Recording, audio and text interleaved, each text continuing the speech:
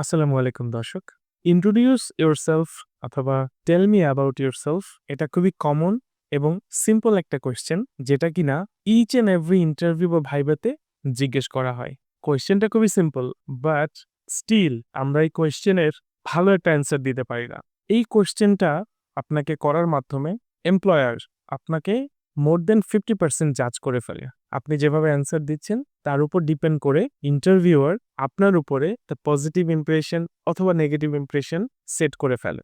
So এই কোয়েশ্চেনের অ্যান্সারটা নিয়ে আজকের ভিডিওতে আমরা কথা বলবো। আমরা কি ধরনের অ্যান্সার করলে এই কোয়েশ্চেনে বেস্ট একটা অ্যান্সার হবে, ইন্টারভিউ বোর্ড অনেক খুশি হবে এবং আমার সম্পর্কে একটা পজিটিভ ইমপ্রেশন বা ভাইব ইন্টারভিউ বোর্ডে তৈরি হবে। ঠিক আছে? এখন আপনি বলতে পারেন, ভাইয়া এই কোয়েশ্চেনটা তো খুবই বেসিক। এটা কেন করা হয়? আমার পার্সোনাল ইনফরমেশন জেনে ইন্টারভিউ বোর্ডের আদৌ কি কোনো লাভ আছে? আপনার কোয়েশ্চেনটা খুবই ভালো। কিন্তু দেখেন এখানে আসলে সবকিছুই professional, nothing is personal. So আপনাকে বুঝতে হবে এই কোয়েশ্চেনটা করার মাধ্যমে ইন্টারভিউয়ার ডেফিনিটলি আপনার পার্সোনাল হিস্ট্রি জানতে চাচ্ছে না। সে জানতে চাচ্ছে আপনি আসলে কেমনভাবে কথা বলেন, কতটা গুছায়ে কথা বলতে পারেন, আপনার প্রেজেন্টেশন স্কিল কেমন, আপনি আদৌ কথা বলার সময় কনফিডেন্স লুজ করেন কিনা, ওভারঅল আপনার অ্যাটিটিউড। আপনি সর্বোচ্চ ১ থেকে ১.৫ মিনিট পাবেন এই কোয়েশ্চেনে অ্যান্সার করার জন্য। এখন অনেকেই যে ভুলটা করে এই মূল্যবান যে ১.৫ মিনিট সময়, এই সময়টা খুব গুছিয়ে অ্যান্সার না করার কারণে এলোমেলো হয়ে যায় এবং ইম্পোর্টেন্ট জিনিসগুলা হয়তোবা স্কিপ হয়ে যায়। যে জিনিসগুলো দরকার নেই সেই জিনিসগুলো হয়তো চলে আসে। সো এটা করা যাবে না। আমরা কিভাবে এই কোয়েশ্চেনের বেস্ট একটা অ্যান্সার করতে পারবো ইন্টারভিউ বোর্ডে সেটা নিয়েই আজকের ভিডিওতে আমরা ব্রিফলি কথা বলবো এবং আমি বিশ্বাস করি আজকের এই ভিডিও সম্পূর্ণ দেখার পর এই কোয়েশ্চেনের বেস্ট অ্যান্সার আপনিও করতে পারবেন। 100% করতে পারবেন। ঠিক আছে? তো চলেন কথা না বাড়িয়ে আমরা কোয়েশ্চেনের অ্যান্সার নিয়ে কথা বলি। তার আগে ছোট করে একটু বলে নেই। সেটা হচ্ছে বেসিক্যালি ২ টা কারণে ইন্টারভিউয়ার আপনাকে এই কোয়েশ্চেনটা করে থাকে একদম শুরুতে। নাম্বার 1 রিজন হচ্ছে আপনি কতটা গুছিয়ে বা অর্গানাইজ ওয়েতে কথা বলতে পারেন বা আপনার প্রেজেন্টেশন স্কিল কেমন, আপনি যে স্পিচ ডেলিভারি দিচ্ছেন সেটা আসলে কতটুকু অ্যাট্রাকটিভ এটা দেখা হয়। সেকেন্ডলি যেটা দেখা হয় সেটা হচ্ছে যে পার্টিকুলার জবের জন্য আপনাকে হায়ার করা হচ্ছে, সেই জবের যে জব ডেসক্রিপশন আছে, আপনি কতটা ফুলফিল করতে পারবেন, আপনার কনফিডেন্সটা কেমন। ঠিক আছে? এই ২ টা রিজনেই বেসিক্যালি আপনাকে জাজ করা হয়। তো এবার চলেন আমরা ডিরেক্টলি কোশ্চেনের অ্যান্সার পর্বে চলে যাই। কিভাবে আমরা অ্যান্সার করব। প্রথমেই আপনি একটা থ্যাঙ্কস দিয়ে শুরু করতে পারেন। যেহেতু আপনাকে ইন্টারভিউয়ার একটা কোয়েশ্চেন করেছে, আপনি বলতে পারেন, "thank you so much for giving me an opportunity today here." আপনি আপনার নাম দিয়ে শুরু করতে পারেন। ফর এক্সাম্পল আমার নাম হচ্ছে এইচ.এম. সাব্বির। এখন আমাকে যদি কেউ কোয়েশ্চেন করে আমি বলতে পারি, "মাইসেলফ এইচ.এম. সাব্বির" অথবা "মাই নেমস এইচ.এম. সাব্বির" অথবা "this is H M. Sab." So আমি আমার পুরো নামটা এভাবে বলে দিব। দেন আমি যেটা মেনশন করব সেটা হচ্ছে আমার হোম ডিস্ট্রিক্ট বা আমার অরিজিনটা কোথায়। লেটস সে আমার হোম ডিস্ট্রিক্ট যদি হয় রাজশাহী তাহলে আমি বলব, "আই এম ফ্রম রাজশাহী।" ছোট করে আমি একটু এড করে দিব এখানে যে কারেন্টলি আমি কোথায় বসবাস করছি। ধরেন আমি যদি এখন ধানমন্ডিতে থেকে থাকি, সেক্ষেত্রে আমি বলব, "currently I am living in Dhanmondi." আপনার যে কারেন্ট লোকেশনটা এটা কেন ইম্পোর্টেন্ট সেটা আমি একটু ছোট করে বলি। দেখেন আপনি যে জবটা করবেন, যদি আপনি এখানে সিলেক্টেড হন, সেক্ষেত্রে আপনার যে অফিসিয়াল লোকেশন আছে, সেই অফিসিয়াল লোকেশন থেকে আপনার যেই কারেন্ট লোকেশন সেটা কতটুকু দূরে এটাও কিন্তু ম্যাটার করে। কারণ আপনি ডে টু ডে অফিসে যাবেন এবং আসবেন, ওভারঅল এক্টিভিটিস গুলো সম্পন্ন করবেন। সো আপনার ডিসট্যান্স যদি খুব বেশি দূরে হয়, সেক্ষেত্রে কিন্তু আপনাকে এটা করতে বেশ ডিফিকাল্টিস ফেস করতে হবে। সো এজন্য আপনার কারেন্ট লোকেশনটা এখানে মেনশন করবেন। দেন আমরা ডিরেক্টলি চলে যাব আমাদের এডুকেশনসে। এখানে অনেকেই যে ভুলটা করে একদম এইচএসসি, এসএসসি থেকে শুরু করে যে আমি অমুক সালে এসএসসি করেছি, তমুক সালে এইচএসসি করেছি। এগুলার কোনো প্রয়োজন নেই। আপনি আপনার লেটেস্ট যে ডিগ্রি যেটা নিয়েছেন সেটা ১ম এ বলবেন। ধরেন আমি যদি মাস্টার্স বা এমবিএ করে থাকি সেক্ষেত্রে আমি ওটাই ফার্স্ট এ মেনশন করব। আমি বলব, "I have completed my MBA or masters from let's say Dhaka university." যেখান থেকে করেছেন সেটা বলবেন। ঠিক আছে? এখানে রেজাল্ট বা সিজিপিএ বা ডিভিশন মেনশন করারও দরকার নেই। আপনি এর আগে যদি ব্যাচেলর করে থাকেন, দেন সেটা মেনশন করবেন সেকেন্ডে যে আমি ব্যাচেলর করেছি অমুক ইউনিভার্সিটি থেকে। ঠিক আছে? এভাবে সিকোয়েন্সটা হচ্ছে লেটেস্ট থেকে আগের দিকে যাবে। ওয়েল এরপরে আমরা চলে যাব আমাদের ওয়ার্কিং এক্সপেরিয়েন্সেস। এখন আপনার ধরেন আপনি ৩ জায়গায় চাকরি করেছেন। সো লাস্ট ৩ কোম্পানির এক্সপেরিয়েন্স আপনি কিভাবে বলবেন? দেখুন ৩ টা কোম্পানি মেনশন করার দরকার নেই। আপনি রিসেন্টলি বা লাস্ট যেখানে চাকরি করছেন বা করেছেন সেটা ১ম এ বলবেন।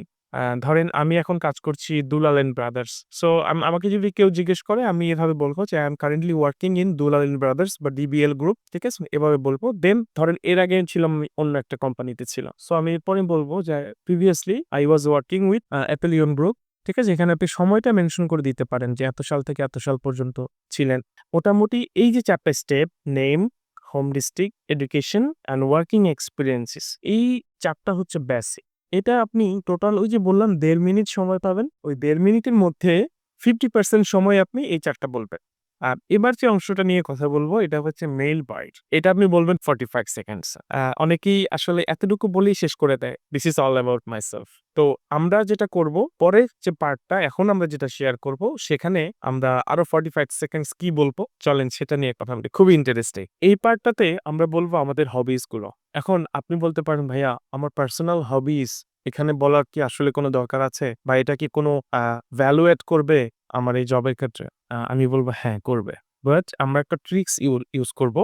সেটা হচ্ছে ডিরেক্টলি হবিস গুলা আমরা র‍্যান্ডমলি বলব না। আমাদের যে হবিসটা এই পার্টিকুলার চাকরির যে জব ডেসক্রিপশন আছে ওটার সাথে যায়, অ্যালাইন হয়। এমন কোন হবিসই আমরা এখানে মেনশন করব। আমি একটা এক্সাম্পল দিয়ে আপনাদেরকে বলছি। আমি একটা সেলস অ্যান্ড মার্কেটিং এর চাকরি ইন্টারভিউ দিতে এসেছি। সো এখানে আমি আমার হবিস গুলাতে আমি আমার নিজেকে কিভাবে হাইলাইট করব সেটা একটু বোঝার চেষ্টা করছি। আমি বলতে পারি যে আমার হবিস হচ্ছে আমি খুব ট্যুর করতে পছন্দ করি। খুব জার্নি করতে পছন্দ করি। এটা হচ্ছে আমার একটা হবিস। এরপরে আমি বলতে পারি আমার নতুন এরিয়া বা প্লেস আমার ডিসকভার করতে ভালো লাগে। নতুন মানুষের সাথে মিশতে ভালো লাগে। তাদের সাথে কথা বলতে ভালো লাগে। নলেজ শেয়ারিং করতে ভালো লাগে এবং মানুষের বিভিন্ন লাইফস্টাইল থাকে সেটা আমার জানতে ভালো লাগে। মানুষের বিহেভিয়ার কেমন, তাদের পারসেপশন কেমন, তারা কিভাবে চিন্তা করে, তাদের ফিলোসফি কি, এগুলো জানতে আমার ভালো লাগে। সো এটা কিন্তু আমার হবিস। বাট আপনি কি খেয়াল করে দেখেছেন আমি কিন্তু এর মধ্যেই আমার কিন্তু নিজের সেলফ মার্কেটিং করে ফেলেছি। দেখেন সেলস এন্ড মার্কেটিং এর চাকরির জন্য কি লাগে? সেলস এন্ড মার্কেটিং এ যারা কাজ করে তারা হচ্ছে পিপল ম্যানেজমেন্ট নিয়ে কাজ করে। রাইট? মানুষদের সাথে মেশে, মানুষের সাথে নেগোসিয়েশন করে, কথা বলে, অনেক এক্সট্রোভার্ট হয়ে থাকে। রাইট? এবং কাস্টমারের ফিলোসফি বোঝা, বিভিন্ন ধরনের মানুষদের সাথে মেশা, রাইট? পিপল হ্যান্ডলিং যেটা আমরা বলি। তো এই ধরনের কোয়ালিফিকেশন আপনার সেলস এন্ড মার্কেটিং এ যেহেতু লাগবে, তার মানে আপনি যদি সেলস এন্ড মার্কেটিং এর ইন্টারভিউর জন্য এসে থাকেন, সেহেতু আপনি ওইটার সাথে ম্যাচ করে আপনার যে হবিস সেটা এভাবে বলতে পারেন। আশা করি বুঝতে পেরেছেন। সো এভাবে বলাতে হলো কি আমি আমার সেলফ মার্কেটিংটা আমি এই হবিস এর মাধ্যমে করে ফেললাম এবং এটা মাচ মোর ইম্পোর্টেন্ট। ইন্টারভিউ বোর্ডে যারা আছে তারা আপনার এই কথাটা শুনে তারা অনেক কিছু রিলেট করে ফেলবে। তারা ধরেই নিবে আপনি এক্সট্রোভার্ট এবং আপনি খুব ভালো পিপল ম্যানেজমেন্ট করতে পারেন।